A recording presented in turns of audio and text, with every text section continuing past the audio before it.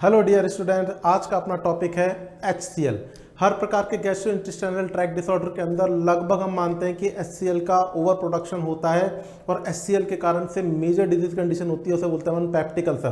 Peptic ulcer basically caused by the over production और the under inhibition of HCl। मतलब इन दोनों के बीच में जब इम्बैलेंस पैदा हो जाता है तब क्या होता है, पेप्टिक अल्सर कंडीशन होती है। हम आज डिस्कस कर रहे हैं सिर्फ ओनली ऑन HCl की। HCl हमारे पास में प्रोडक्ट होता कहाँ से है। हम अगर बात करें तो अब आप लोग तुरंत बोलेंगे कि HCl का प्रोडक्शन पैराइटल सेल्स के द्वारा होता है, लेकिन अब अगर मैं आपके सामने क्लियर कर रहा हूँ एग्जैक्टली HCl में कहाँ से, पैराइटल सेल से कैसे बन रहा है। देखिए HCl हमारे जो ब्लड वेसल्स होती हैं, स्टोमक के ल्यूमन की बात करें तो इसके अंदर HCl कहाँ से आएगा, ये हमारी ब्लड वेसल्स है।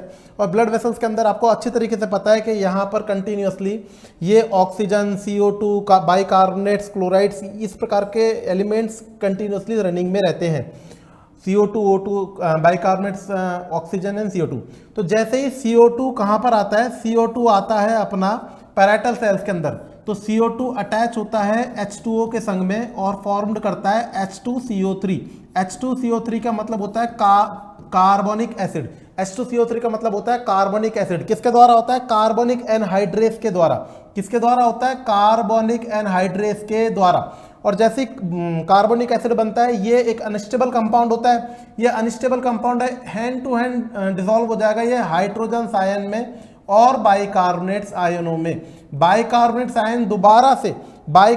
आयन दोबारा से दोस्तों कहाँ चल जाता है? बाइकार्बोनेट्स आयन दोबारा से ब्लड वेसल्स के अंदर चल जाते हैं बाइकार्बोनेट्स रिसेप्टर्स के द्वारा।